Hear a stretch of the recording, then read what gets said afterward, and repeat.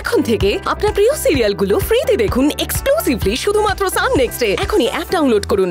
Cake খাবি কিন্তু সন্ধ্যাবেলা, এখন একদম চুপ করে থাক। আচ্ছা বড় বৌদি, মেজ বৌদি, বলছি কি তোমরাও বসে পড়ো না, খেয়ে নাও। হ্যাঁ হ্যাঁ, সবাই মিলে একসঙ্গে বসে পড়ো। আরে বুফে সিস্টেম হয়ে যাক না, সবাই মিলে একসঙ্গে খাওয়া দাওয়া হই হুল্লোড়। এটা এই না হলে বসু পরিবার। আচ্ছা বাবা বলো না তাহলে কি প্ল্যান করব? আচ্ছা কজনকে ডাকা যায় বলো তো? বলছিলাম বাবা, এই রাজু ইলেকট্রিককে একবার ডেকে নি, বিদুর বিয়ের মতো বেশ বাড়িটা সুন্দর করে আলো দিয়ে সাজিয়ে দিক। হ্যাঁ সে তোরা যা করবি, তোদের কোনো ব্যাপারে কোনোদিন তো কোনো আপত্তি করিনি, আজও করবো না। আচ্ছা বাবা শোনো না, তোমাদের মেজো ছেলে তোমাদের এই 40 বছর বিবাহ বার্ষিকী সেলিব্রেশনের জন্য একটা বাজেট করছে। এই অনেক বসে আছো কেন বলো না? হ্যাঁ বাবা বলছিলাম তুই আমার হিসেবের কি বুঝিস বাবা?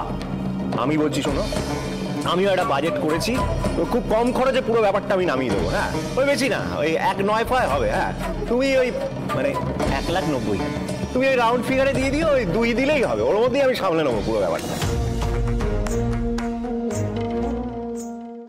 বর্দা, ও বর্দা শোনো না, তুমি এত চিন্তা করো না, একদম চিন্তা করো না। তুমি ব্যবসার কাছে এতটাই ব্যস্ত থাকো, বরং এই বিষয়টা আমি আর অনি হ্যান্ডেল করি।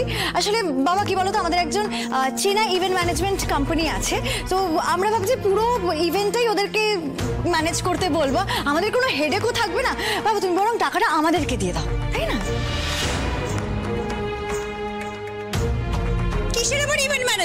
ওরা পুরো লাভ রেখে কাজটা করবে। না না না না না না, ওইসব করে লাভ নেই, ওইসব করে ম্যানেজমেন্ট কিছু করতে পারবে না বাবা। আমি পুরো হাফ বাজেটে কাজটা নামিয়ে দেবো। শোনো না বাবা, বলছি তুমি ক্যাশে দেবে না চেকে দেবে?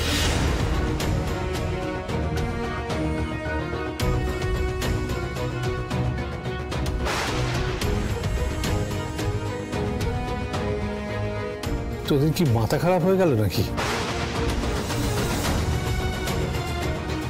আমার কি আর সেই দিন আছে রে?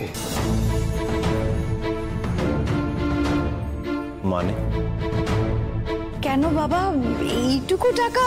দেখো আমার যা পুঁজি ছিল তা দিয়ে বিদুর বিয়ে, রূপসাদের পড়াশোনা, ওদের কেরিয়ার, এইসব করতে করতে তো সব টাকা খরচ হয়ে গেছে। আমার কাছে টাকা কোথায়?